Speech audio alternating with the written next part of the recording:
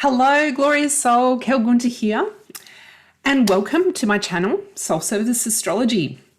In this little video, I wanted to talk to you about what your sidereal sun sign is.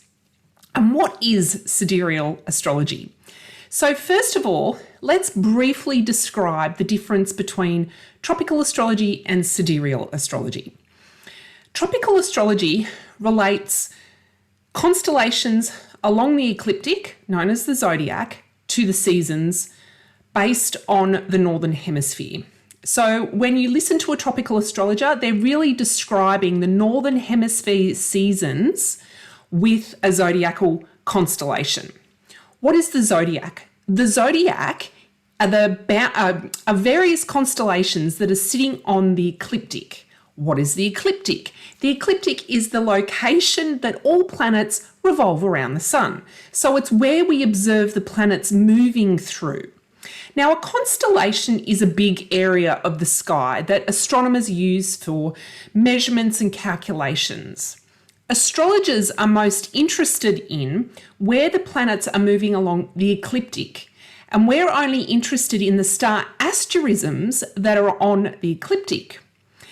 Now, what makes a sidereal astrologer different to a tropical astrologer?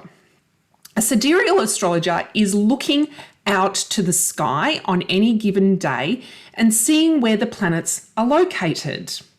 So the planets are referenced in relation to the stars. How is that different from tropical? Tropical astrology does not reference where the planets are on any given day.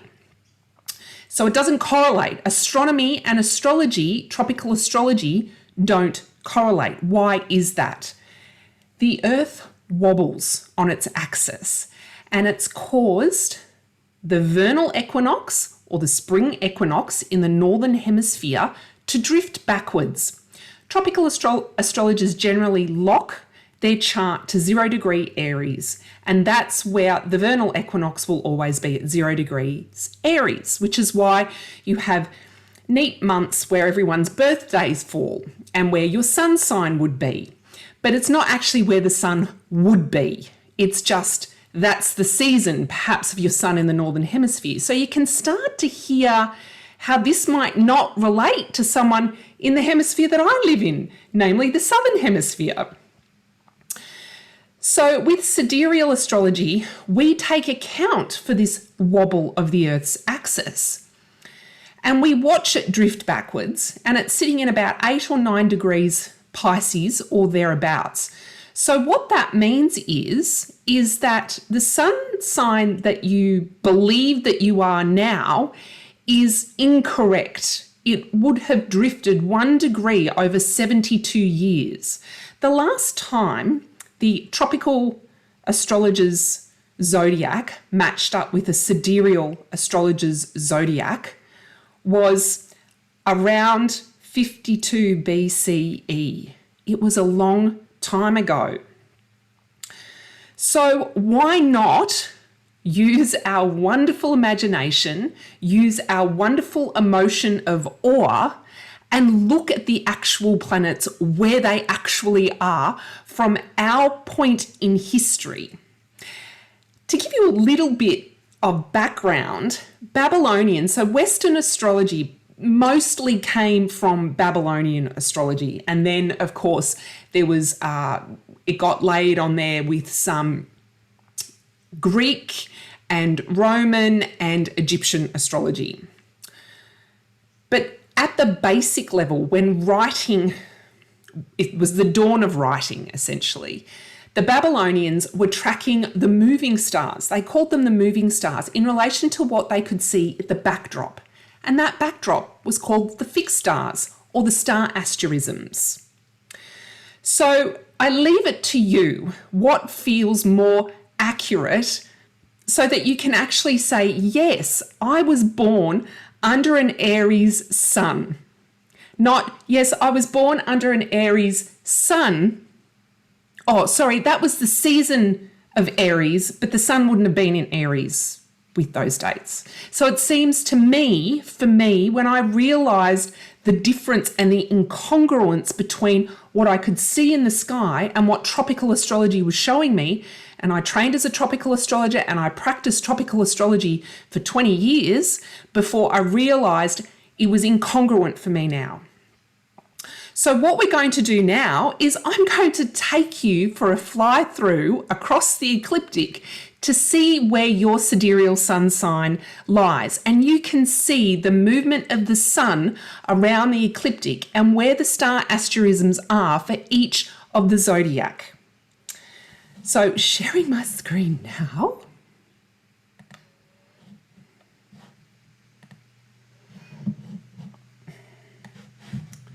So what you'll see is basically a picture of the world with the ecliptic. So this line is where it slices through our beautiful planet, and this is where we observe the planets along. And I've plotted this chart at Singapore, so that's approximately above the equator, and the date is the 22nd of April. Over here I have a beautiful infographic, which hopefully I should be able to pin underneath this video, and you'll be able to come back and refer to it. But I started it on the 22nd of April, and the 22nd of April, the sun is at 0 degrees in Aries. So let's fly through now and take a look as to when it moves into Taurus. And it's on the 13th of May, or thereabout, the 13th, 14th of May, because I've set this at 7 days, that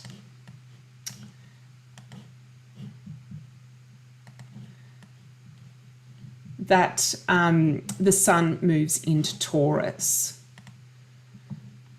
And as we keep moving, so 13th, 14th of May, when you're on the cusp, you will share qualities with both signs. If we move forward several more weeks, if we go back and I pull up my little infographic again, it's around the 21st of June that we start to see the sun coming into the 21st of June, that it starts to come into Gemini. You'll have to excuse me as I keep adjusting the view on this as we fly around. And as we keep moving, you can see the sun moving past the star asterisms that are on the ecliptic that represent Gemini. Now, the constellation is an area of sky, whereas a star asterism is the actual stars that make up the beautiful Gemini myth. And as we keep moving, on the 15th of July, or thereabouts, 17th of July, we come into the sign of Cancer. And as you can see, the Cancer constellation, a star asterism, is right on the ecliptic there. So if you are born between these dates, this is where your sidereal sun lies. Let's keep going as we fly around. This is 2021. What's our next date before we get to Leo? Leo is the 7th of August.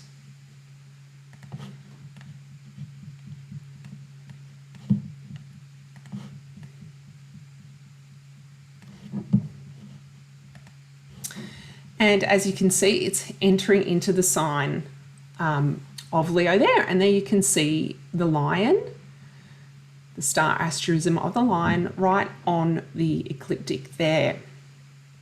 One thing you might notice also with sidereal astrology is that these constellations, these zodiacal boundaries are not even, and the dates are quite uneven, and that's because we are following where the star asterisms fall on the ecliptic and when the sun starts to move into it and then moves out of it. Now, I'm using the midpoint technique that was developed by, I believe, Mastering the Zodiac, and it takes the last closest star and the first closest star of the next zodiac, and picks the midpoint on that line to draw that boundary. I used to use the IAU boundaries, and I actually think if that's where you start with sidereal astrology, that's totally fine.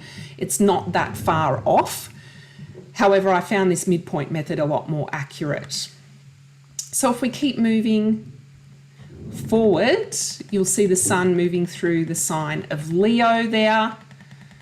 Zooming all the way through, Leo is quite a big constellation, and it starts to move into the zodiac of Virgo on the 16th of September. And what you're going to notice now is that Virgo is a very large zodiac, over 45 degrees. So it lasts from the 16th of September up until the 4th of November.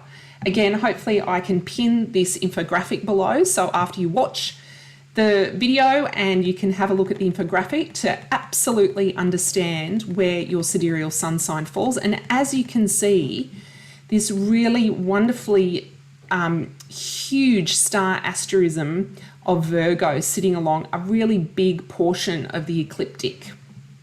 The sun moves all the way through there. What are we going? We're going to the 5th of November, and there we go. And we hit the midpoint with Libra.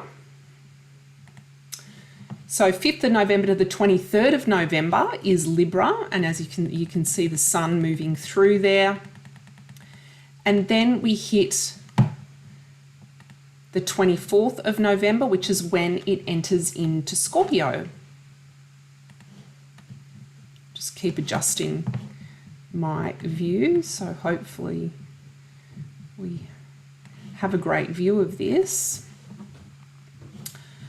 And now we're going to move through Scorpio, and as you can see the Scorpio star asterism there and the tail. And then something unique about 13 sign sidereal astrology in particular, which is the astrology I'm talking to you about here today, is this 13th sign Ophiuchus. So you can see the star asterism of Ophiuchus, which is up here, but it definitely comes down and the ecliptic intersects it. So that's why 13 sign sidereal astrologers will refer to Ophiuchus and the 13th zodiac that sits between Scorpio and Sagittarius, because as you can see, there's this portion of sky where you've got Scorpio, and then you've got Sagittarius, and another star asterism comes in, and that's Ophiuchus. So we should be referring to that. So you are an Ophiuchus sun from the 7th of December all the way through to the 19th of December, which is when we meet up with Sagittarius. And just to reiterate, if you are on the cusp of either of any of the dates, entering or exiting a sign, you're going to share qualities of both the zodiacs that you are on the cusp with. And then we move into Sagittarius. Sagittarius goes from the 20th of December to the 20th of January. Again, I'm just going to adjust my view. I'll keep bringing up that infographic so that you can, no, it's going to keep running away from me. And we're moving up right until the 22nd or the 20th, it was the 20th of January. 20th of December to the 20th of January, the sun was in Sagittarius. Again, you can see the star asterism of Sagittarius there along the ecliptic where the sun was moving. And from the 21st of January, we then run into Capricorn. 21st of January to the 14th of February, you can see it running all the way along through there to the 14th of February. Then from the 14th, 15th of February, up until the 10th of March, you can see the sun moving through the zodiac of Aquarius, and then we're starting to move through the last zodiac, and that's Pisces, and that starts around the 10th of March, and it goes all the way. So Pisces is actually quite large as well, and you can see the star asterism of Pisces sitting there as well, which the sun is moving through all the way back to the 21st, 22nd of April. So that's the sidereal sun signs. I would love for you to subscribe to this channel because I do weekly updates here using 13 Sign Sidereal Astrology. And so you can start to feel into the energies every week, whether they feel good on you. Now, if you'd like more information in relation to anything that I've mentioned here today, please pop a comment below, ask a question, and I'm more than happy to answer.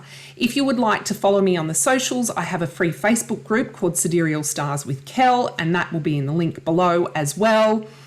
Come and join me over there. There's going to be, I do free mini evaluations almost every month. I have new and full moon lives where we go on guided journeys and we use the energies of 13 Sign Sidereal Astrology. We just don't listen to the readings and make ourselves feel warm and fuzzy. The last thing I would say is if you're not sure if I've just really exploded your brain, that you thought you were an Aries and now in fact you're actually a Pisces, please don't discount it just because for the majority of your life you believed that the sun was located in Aries, but in fact it was located in Pisces. There could be other parts of your chart that make you feel more affiliated with Aries rather than Pisces. And there may actually be something in there for you to embrace in relation to being and having your sun in Pisces. So please don't discount it just because you don't like it immediately. Yes, I have heard this a number of times from people that I have spoken to. So like I said, if you've got any queries, any questions, and pop a comment below and I'll be happy to answer them. Thanks very much, and I'll talk to you next time. Bye.